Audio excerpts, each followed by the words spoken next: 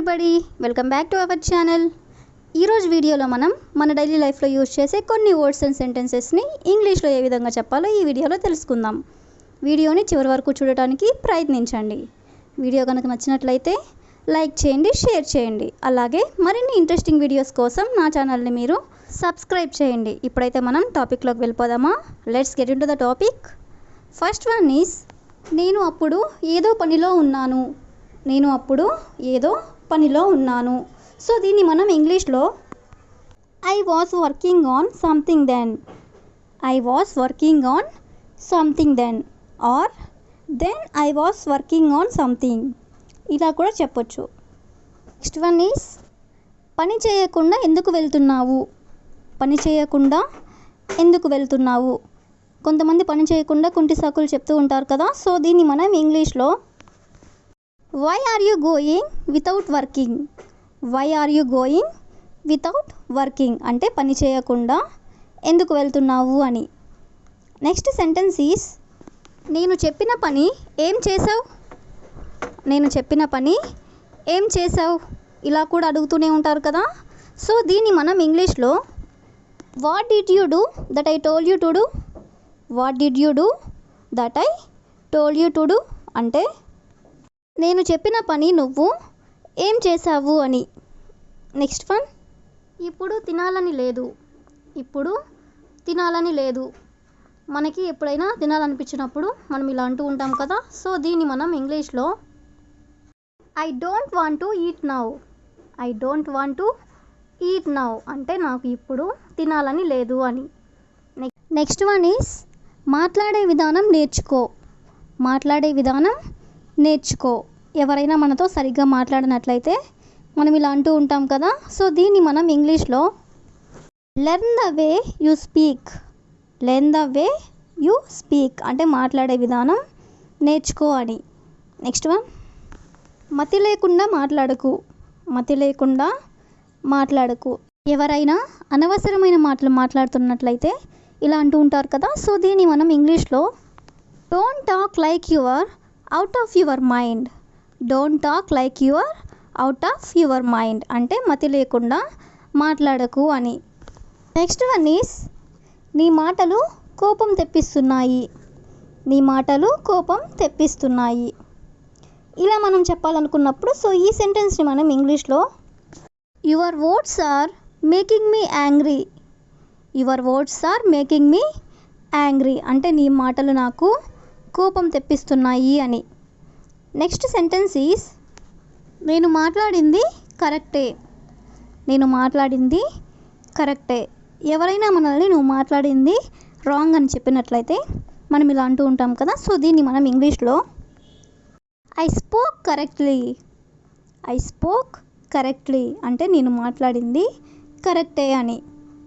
Next sentence is ఎంత అరిచినా నేను ఇవ్వను, ఎంత అరిచినా నేను ఇవ్వను, ఇలా అంటూ ఉంటారు కదా. సో దీన్ని మనం ఇంగ్లీష్లో I won't give it to you no matter how much you scream, I won't give it to you no matter how much you scream అంటే నువ్వెంత అరిచినా కానీ నేను నీకు ఇవ్వను అని. నెక్స్ట్ వన్ ఈస్ అరవడం నీకే కాదు నాకు వచ్చు, అరవడం నీకే కాదు నాకు వచ్చు. కోపంలో ఎవరైనా అరుస్తూ ఉన్నట్లయితే ఇలా అంటూ ఉంటారు కదా. సో దీన్ని మనం ఇంగ్లీష్లో it's not just you who can scream but I can too, it's not just you who can scream but I can too అంటే అరవడం నీకే కాదు నాకు కూడా వచ్చు అని. నెక్స్ట్ వన్ ఈస్ రోడ్డు మీద అరిస్తే ఏం చేస్తానో నాకే తెలియదు, రోడ్డు మీద అరిస్తే ఏం చేస్తానో నాకే తెలియదు. కొంతమంది ఎలా పడితే అలా రోడ్డు మీద అరుస్తూ ఉంటారు కదా. సో దీన్ని మనం ఇంగ్లీష్లో I don't know what I will do to you if you shout on the road, I don't know what I will do to you అంటే నేను ఏం చేస్తానో నాకే తెలియదు. If you shout on the road అంటే నువ్వు రోడ్డు మీద అరిస్తే ఏం చేస్తానో నాకే తెలియదు అని.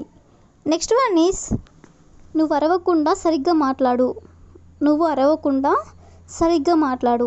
ఈ సెంటెన్స్ని మనం ఇంగ్లీష్లో speak properly without shouting, speak properly without shouting అంటే అరవకుండా సరిగ్గా మాట్లాడు అని. నెక్స్ట్ సెంటెన్స్ ఈస్ వానలు అస్సలు ఆగడం లేదు. వానలు అస్సలు ఆగడం లేదు. రైనీ సీజన్లో మనం ఇలా అంటూనే ఉంటాం కదా. సో ఈ సెంటెన్స్ని మనం ఇంగ్లీష్లో the rains are not stopping at all.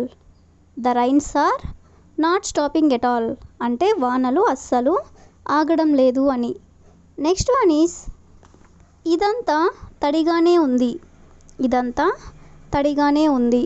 So ఈ సెంటెన్స్ని మనం ఇంగ్లీష్లో it's all wet. It's all wet అంటే ఇదంతా తడిగానే ఉంది అని. నెక్స్ట్ సెంటెన్స్ ఈస్ నాకు తలనొప్పిగా ఉంది కాబట్టి గట్టిగా అరవకు. నాకు తలనొప్పిగా ఉంది కాబట్టి గట్టిగా అరవకు. సో ఈ సెంటెన్స్ని మనం ఇంగ్లీష్లో I have a headache so you don't shout so loud. I have a headache so you don't shout so loud. నాకు తలనొప్పిగా ఉంది, నువ్వు గట్టిగా అరవకు అని. నెక్స్ట్ వన్ ఈస్ నువ్వు ఎందుకు అడుగుతున్నావు. నువ్వు ఎందుకు అడుగుతున్నావు. Why are you asking. Why are you asking అంటే నువ్వు ఎందుకు అడుగుతున్నావు అని. నెక్స్ట్ సెంటెన్స్ ఈస్ అడిగింది నిన్నే సమాధానం చెప్పు. అడిగింది నిన్నే సమాధానం చెప్పు.